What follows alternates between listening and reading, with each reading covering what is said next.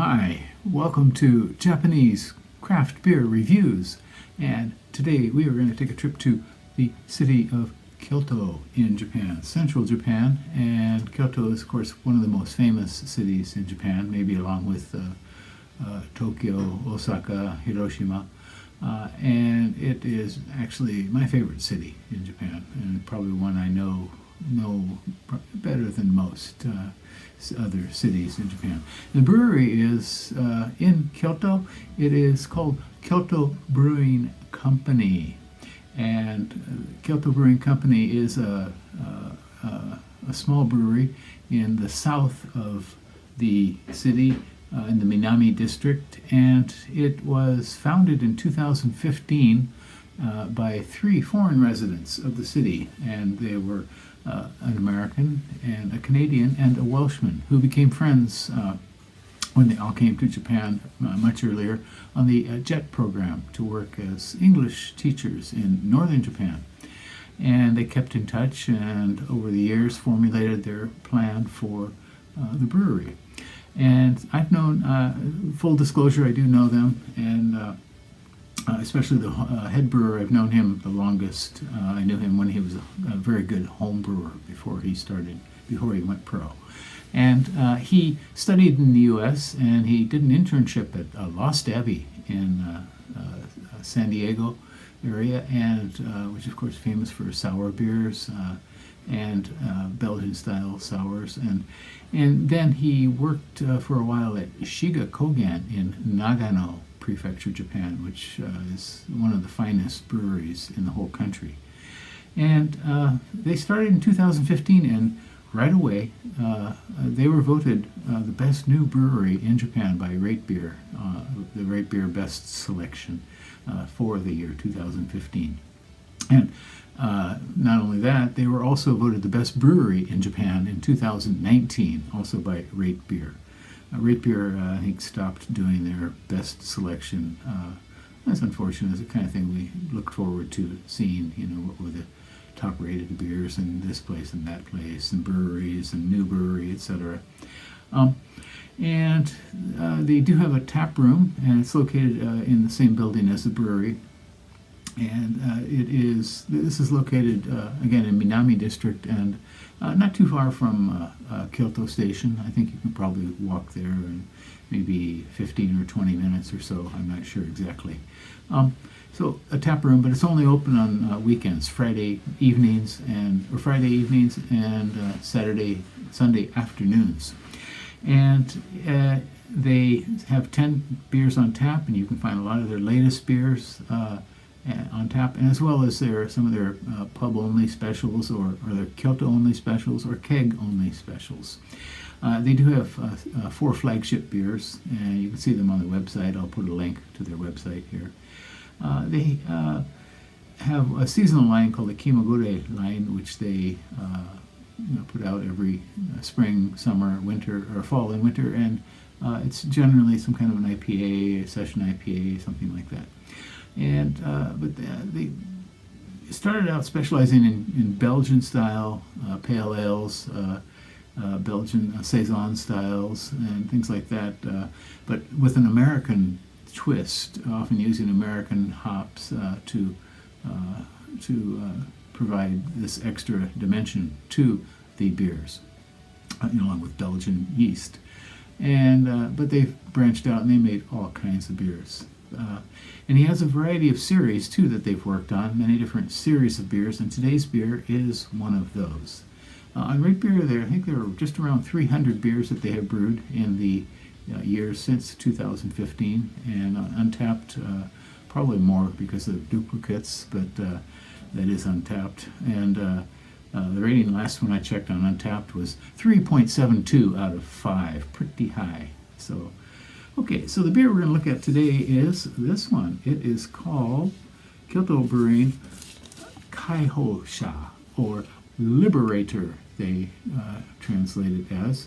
And this is 7.5% and 72.6 IBU. Let's round it off to 73. So a decent bitterness level in this.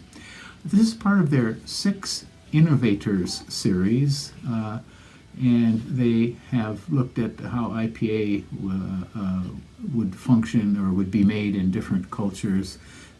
So, for example, a Czech-influenced IPA, or how was the IPA when it was first developed in England, the West Coast IPA, things like that. So, and this one is kind of new and different. It uses a special yeast which provides what's called thiolizing, and the thiolizing, what it does is provides an enzyme releasing feature that unlocks compounds in the hops that were not previously available, and so it's kind of an interesting. It's a kind of new thing, and so that is the point that this is an innovation.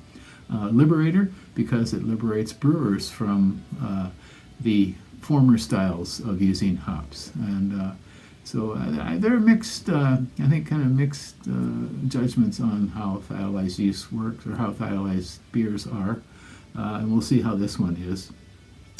This one has, for the malt, it's Pilsner malt entirely, and then a variety of 6 different hops, and those are Simcoe, Cascade, Motueka, Citra, Vic, Secret, and Columbus. So 6 wild hops in this, and some of those, of course, are classic IPA hops, and a few are providing probably some surprises for us. So I'm looking forward to this one. They said that they added, another difference in this beer is they added some hops prior to the boil, which is not typical at all. And then also in timed additions to the boil. So at certain times they would add more and more and more of the hops here. So Untapped, rate beer, no ratings at all. Oh, I'm sorry, there was 1 rating. And Untapped, 19 ratings, and the average is 3.88 out of 5. So fairly high. Again, 7.5% and 72.6 international bittering units. Let's try this one now. Let's see if it liberates me.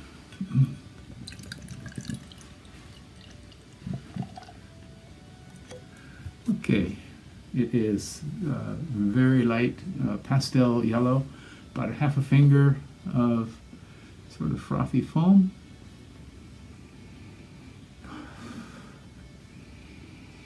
Okay, I am getting some citrus, definitely. I think I get the Motueka as well. It's a New Zealand hop, kind of very fruity and tropical fruit. I think Vic Secret is also a New Zealand hop. I'm not sure about that. So some light citrus, tropical fruit, and definitely some grassiness. Maybe a bit of pine in the background. Okay, flavor.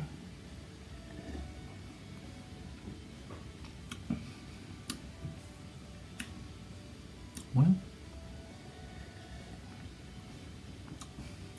big citrus grapefruit right up front. Kind of grabs the tongue and adds more and more and more onto it.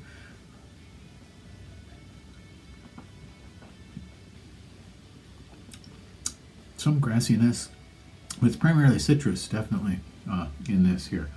There's some tropical fruit in the background here, but really it's a citrusy note, which is fairly strong.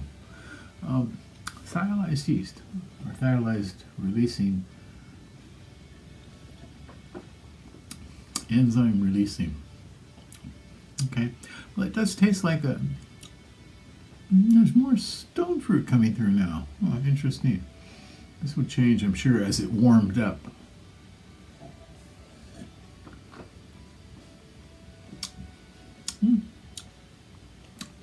This is nice, but not so special. Not getting what I feel is a nice punch from an IPA punch from this one.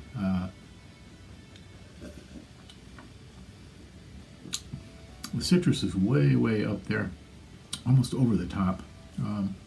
It's pleasant. I mean, I could drink this, definitely. It's not the one that I think I would want to go back to, though, and explore again, which is rare for a Kyoto Brewing beer for me, for sure. A little bit of salinity, too, as well. That kind of makes you go for another sip.